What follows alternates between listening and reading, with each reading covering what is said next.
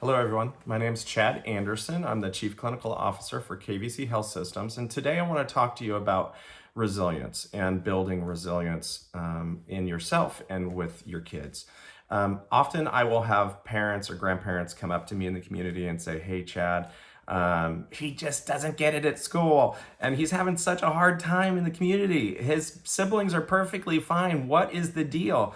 And what I talk to people about is this concept of resilience. So, what is it?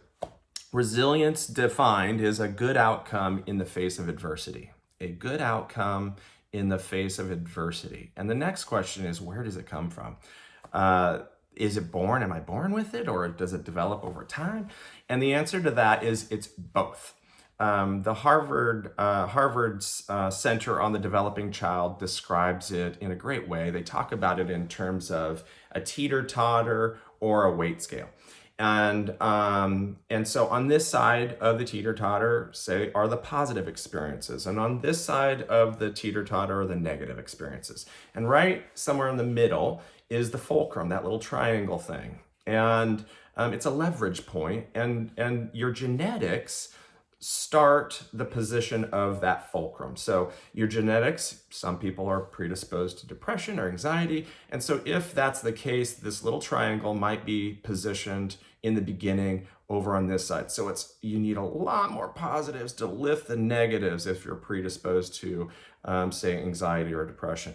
And if you're not, then the fulcrum may be over on this side. And it's a lot easier for the positives to outweigh the negative experiences. Now, the beauty of resilience and the whole concept is that, yes, that's the starting point.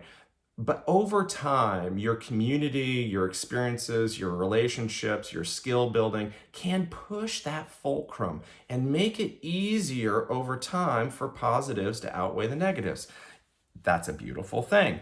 That means that we have to constantly work on our own skill building and the skill building of our kids. So how do we build it? The key is relationships with supportive and caring adults within the community, within your family system, because the relationship is a gateway to allow us to teach, right? It is an ability to instill skills in our kids that they may not just be able to build on their own. So what are those skills? Some of the components that we teach constantly are executive functioning skills. So we want our kids to be using that prefrontal cortex and using that brain of theirs to make decisions, to make good decisions, or to problem solve. Should I or should I not play video games all day? Then we, as the caring adults, come in and talk about their homework. So, and that they can delay their gratification till 2 o'clock today and enjoy video games and accomplish something. So executive functioning skills are really an ability for our youth to problem solve, make decisions, and not rely on kind of this instinctive fight, flight, freeze process. We also want to talk about regulating behaviors and emotions. So during this time of COVID-19, it is imperative that we talk to our kids about their feelings and allowing them to regulate their emotions.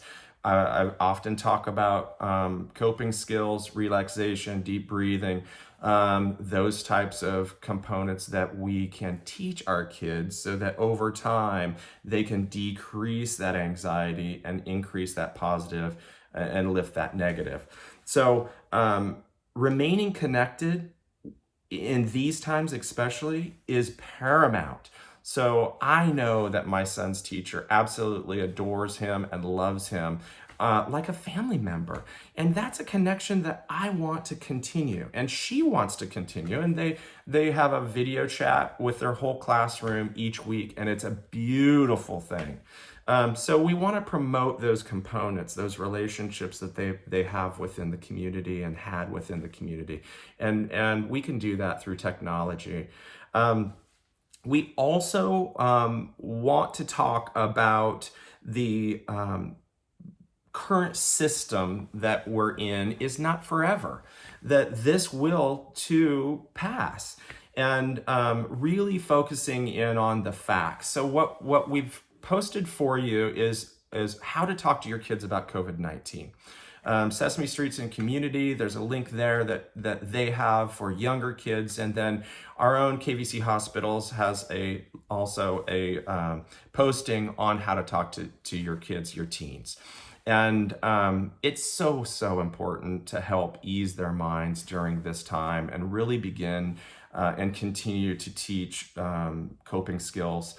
I can't emphasize the engagement process with our kids, really asking questions and informing them, correctly giving them factual information. At KVC, we talk about resilience is the brain's ability to overcome adversity.